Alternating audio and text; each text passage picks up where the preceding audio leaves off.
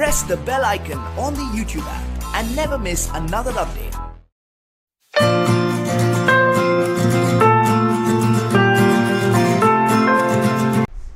Hello and welcome to Phoenix Educare. Welcome to this video. This is the 7th chapter of 9th Maharashtra Board History. The name of the chapter is Science and Technology. This is the revision video of this chapter. I have already uploaded the full videos of this chapter. I have given the link in the description. You can see those videos. तो ये जो revision video है उसमें मैं short में इस chapter को explain करूँगा. ओके, सो इस चैप्टर में हम इंडिया का जो साइंस एंड टेक्नोलॉजी में डेवलपमेंट हुआ है, अपने इंडिपेंडेंस के बाद जो भी साइंस एंड टेक्नोलॉजी में डेवलपमेंट हुआ उसके बारे में बात करेंगे. Okay, so first of all we will talk about India's atomic energy programme. So atomic energy से हम इलेक्ट्रिसिटी या न्यूक्लियर वेपन से सब बना सकते हैं, लेकिन उसका पीसफुल वे से भी यूज़ कर सकते हैं, जैसे इलेक्ट्रिसिटी बना सकते हैं. तो इसके लिए इंडिया में रिसर्च हो रहा था. वो रिसर्च को करने के लिए कमीशन बनाया था, एक ऑर्गेनाइजेशन बनाया था जिसका नाम है Indian atomic energy commission. It was under the leadership of doctor Homi Jehangir Bhabha. India's first Prime Minister Pandit Jawaharlal Nehru wanted to nurture a scientific temper and bring about nation's progress. तो इनका मानना क्या था पंडित नेहरू का कि इंडिया में जो साइंटिफिक टेम्पर या साइंटिफिक टेम्पर होना चाहिए, मतलब इंडिया में जो लोग हैं वो साइंस का यूज़ करके सोचना चाहिए. उनको जो परंपरा जो होती है हमारी, जो ब्लाइंड फेथ होते हैं, जो उसके बारे में सोचना नहीं चाहिए. हमारे लोगों ने साइंटिफिक टेम्पर डेवलप करना चाहिए.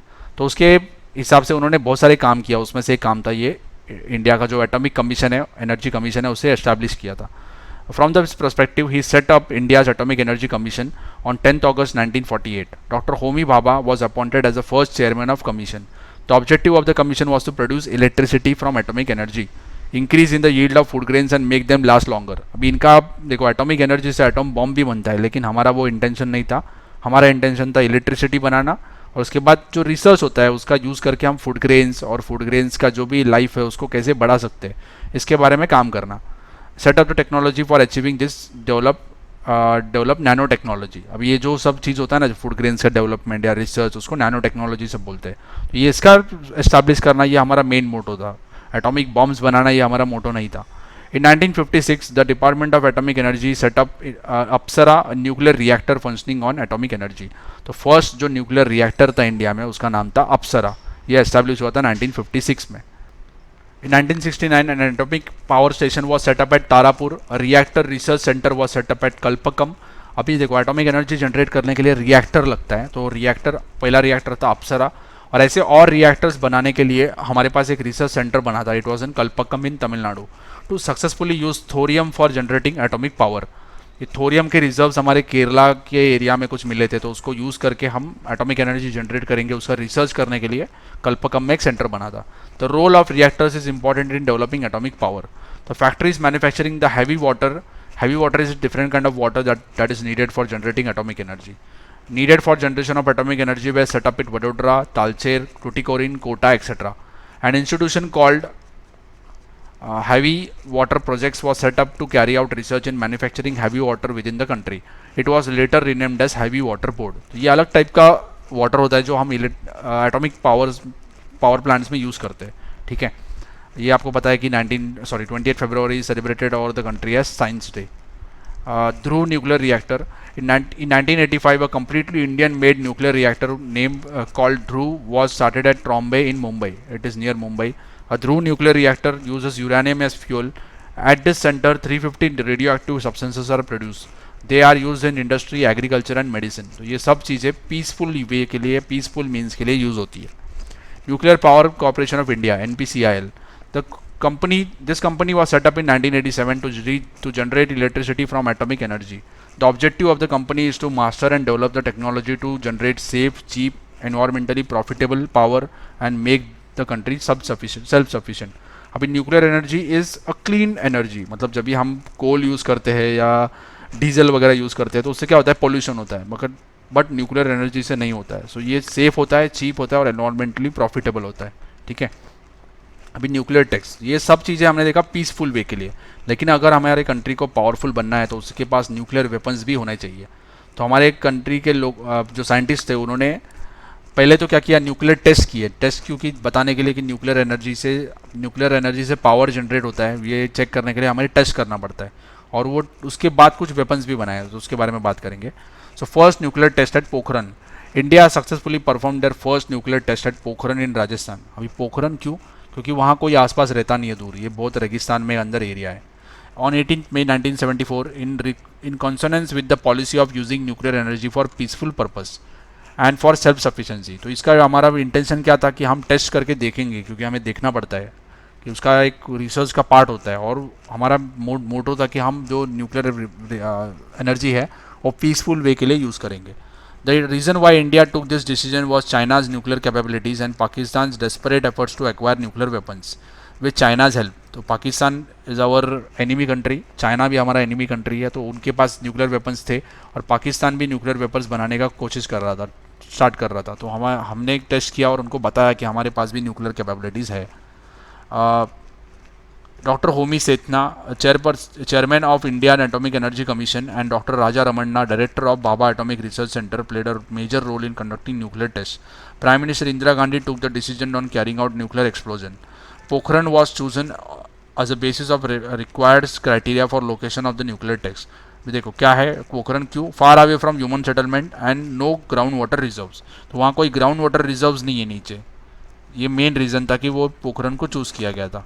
ठीक है, then that assure that would be no first use of nuclear weapon. तो हमने क्या किया, नो फर्स्ट यूज़, हम कभी न्यूक्लियर वेपन्स को किसी हमारे दुश्मन के ऊपर पहले यूज़ नहीं करेंगे। ठीक है, तो उसके बाद इंडिया लिस्ट में शामिल होगा कि ये सब जो बाकी कंट्रीज़ थे उनके पास न्यूक्लियर वेपन्स थे। यूएसए, यूएसएसआर मतलब रशिया, फ्रांस, चाइना, जर्मनी, इनके पास था।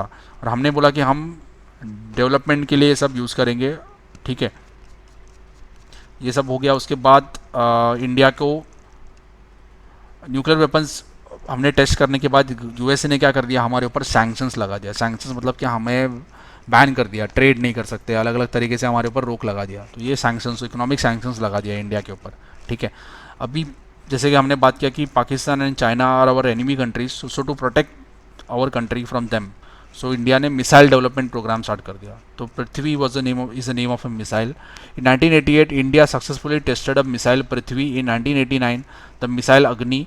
The entire world took note of India's missile development programme. So ये मिसाइल डेवलपमेंट प्रोग्राम में जो मिसाइल्स थे वो थे integrated guided missile development programme, was conceived by and carried out under the leadership of doctor APJ Abdul Kalam. DRDO ये organisation है जहाँ ये रिसर्च वगैरह सब चलता है। Undertook the task of building the missiles. So ये पृथ्वी मिसाइल बना, उसके बाद Prithvi 1 successful surface to surface ballistic missile was given to the army. Prithvi 2 देखो, पृथ्वी 2 कर रहा है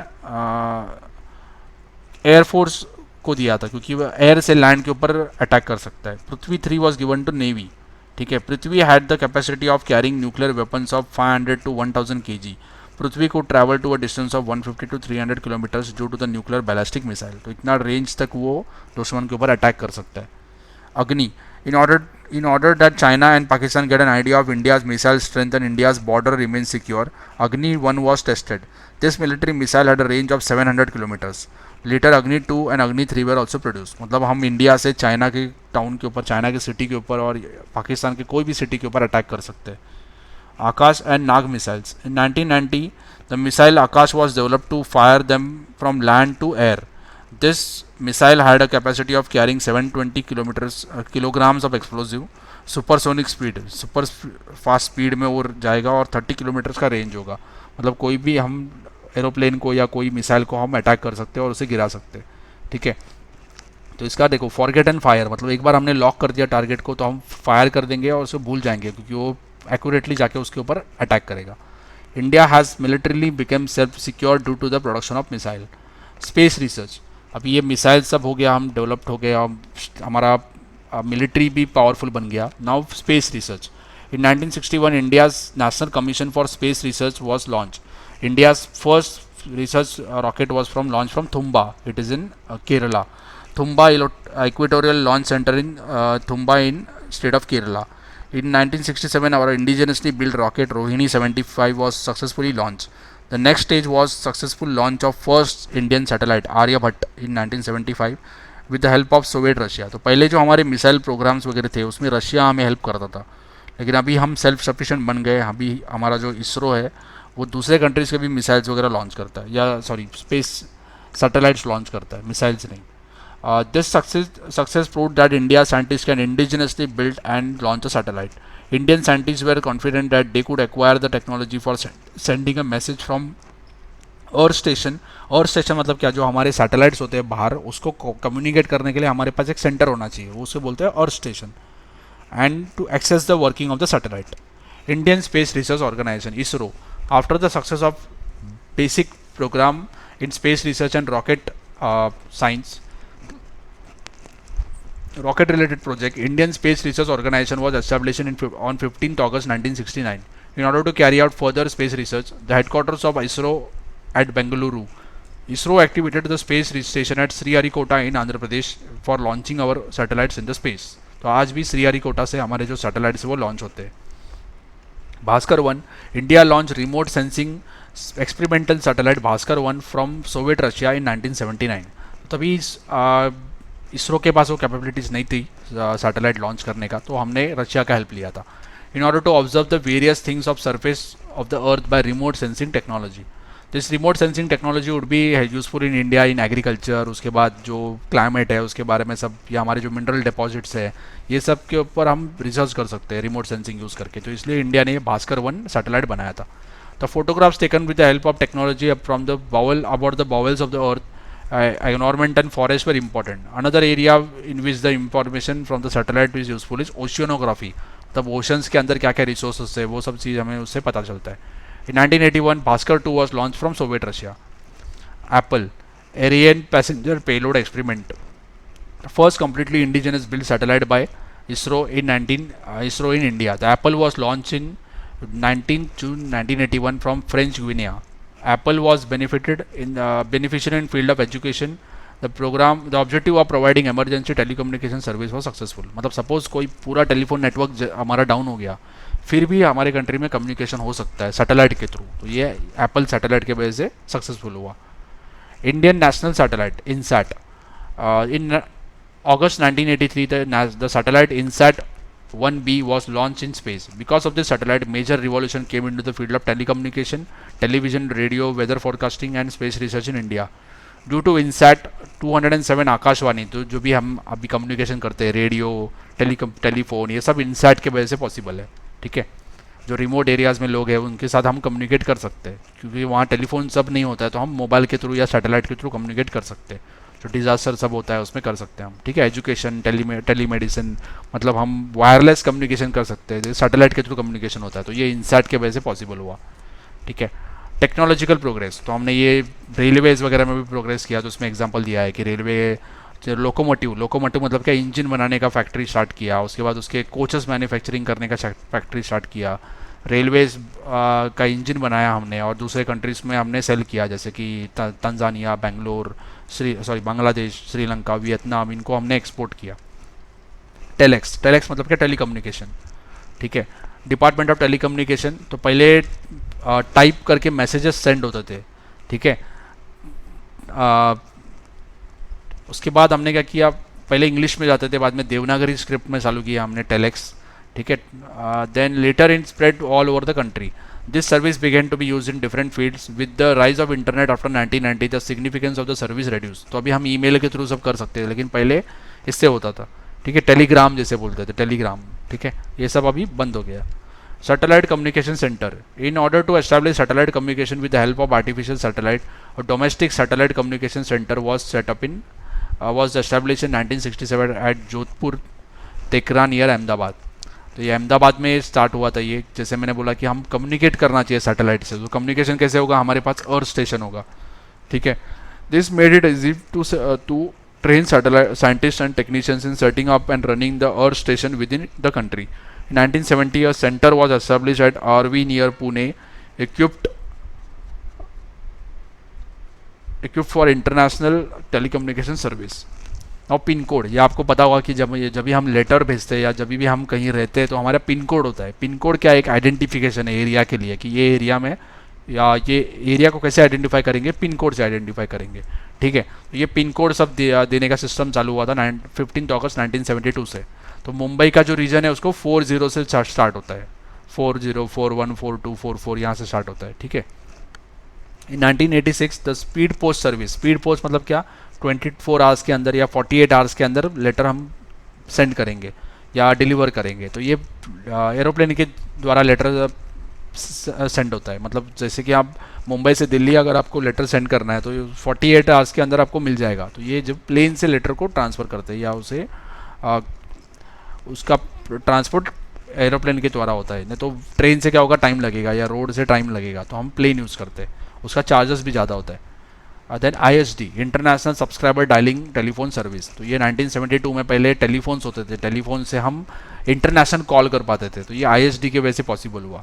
ठीक है, so 1976 international subscriber dial telephone service was started to connect Mumbai and London directly on phone alongside the telephone services service like telex मतलब हमने देखा पहले telex। then teleprinter and radio images were started 1986 विदेश संचार निगम लिमिटेड। जैसे आपको पता होगा कि अभी BSNL है, वैसे VSNL होता था, अभी ये बंद हो गया, ये टाटा के पास है अभी।